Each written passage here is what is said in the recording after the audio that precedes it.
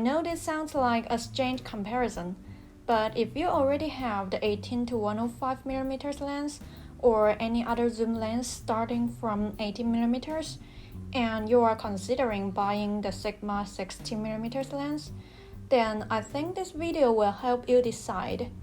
And if you just want to know the difference between 16 and 18mm, this video is also for you. First, I just want to show you the size difference. The 18-105 is slightly larger and heavier than the Sigma lens. 18-105 lens weighs about 430 grams, and the 16mm lens weighs 400 grams. They both look a little bit chunky when I put them on my Sony ZV-E10 camera, and it took me some time to get used to the weight. At first, I felt both lenses are a little heavy, but after a couple of months, I think they are alright. Let's quickly look at the first photos. This is just to show you how these two lenses perform at the wide-angle side. You probably won't see the difference when things are so far away, but when you zoom in, it's quite obvious that Sigma is sharper. But don't get me wrong, in most situations, you won't zoom in that much. And according to my experience, the Sony 18-105 is sharp enough for most cases when the lighting is good. By the way, I did an extreme low light test on these two lenses, so feel free to check the video out if you're interested. The link is up there. The second photos are also to show you how they perform when you are shooting architectures or city landscapes. When you are closer to the architectures, the difference between 16 and 18mm becomes more noticeable. Again, when you zoom in this much, you can notice a difference in the image quality. And in the third photos, the buildings are even closer than those in the previous two sets of photos. And apparently, when you are that close to a building, you have to use a wider lens in order to have enough space. Alright, we have looked at enough architectures. Usually when people think of wide-angle lenses, they immediately think of landscapes. But let's not forget, when you are taking photos or videos indoors, especially when you are in a crowded room, the wide-angle lens is very helpful. So if your purpose of the lens is to shoot indoor videos or photos, I would highly recommend the Sigma 16mm f1.4. The large aperture will also give you an advantage when the lighting isn't good. Picture number 5. Let's look at the difference between f1.4 and f4. You may notice that the objects look bigger on the left-hand side photo. It's because this Sigma lens has a shorter minimum focus distance. When you shoot wide open, you will see the difference in the size of the background light balls. And this is how they look like when both lenses are at f4. I can't really tell which one is sharper. I think they're both amazing. Now, picture number 7.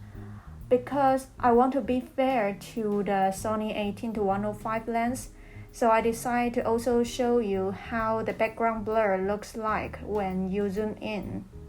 So now both lenses are at their best condition in order to create the biggest bokeh balls.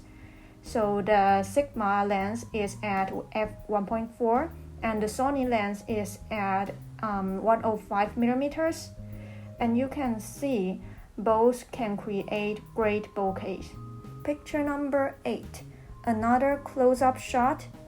There isn't much of a difference in image quality, but since Sigma lens has a shorter minimum focus distance, you'll be able to put it closer to the object, so the background blur looks more obvious. Picture number 9. Again, just to be fair to the Sony 18-105 lens, I want to show you how it looks like when both lenses are at their greatest capacity to create big background blur. As you can see, when you zoom in to 105mm, the background is compressed, so the background buildings look closer to the flower, and both photos have very blurry background. Since I mentioned the minimum focus distance, so here I want to show you the test result. So according to the product website, Sigma 16mm has the minimum focus distance of 25 centimeters, but according to my test, it can be as close as less than 10 centimeters. And as for the Sony lens, on the product website, it says it's 45 centimeters, but according to my test, it's about 27 centimeters. So I guess it probably also depends on what aperture you use and how the lighting is, but you get the idea of how close the Sigma lens can shoot.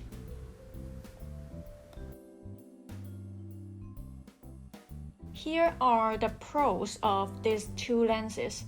The red ones are the factors that I consider more important. So back to the question, if you already have the 18-105mm lens, should you also buy the 16mm lens? Well, I think it depends on what your purpose is. For example, if you have the need to shoot in low light environment, then Sigma 16mm is definitely better. But if you are thinking about buying Sigma 16mm only because it is wider, well, if this is the only reason, then I have to say I don't think it's a good reason, because 16mm and 18mm are not really that different. And in this case, I think a Tamron 11-20mm f2.8 would probably suit you better. Or you can even consider low one 9mm f2.8 if you want a prime lens. And if your reason to get the Sigma 16mm lens is because it is sharper, then, well, no doubt it is sharper. But I still think it depends on what your purpose is. Do you really have the need to magnify your images that much? If you only put your images on Instagram, for example, then the sharpness of Sony 18-105 is more than enough. So I'll just end the video with this short clip of birds, just to show you how versatile the 18-105 lens is, and how the stabilization function performs. If you're interested to know more about these two lenses, check out my review for these two lenses separately. I will go through more details in these two videos. So thanks for watching. I hope you find my video helpful, and if you do, please subscribe and give me a thumbs up. I'll see you next time.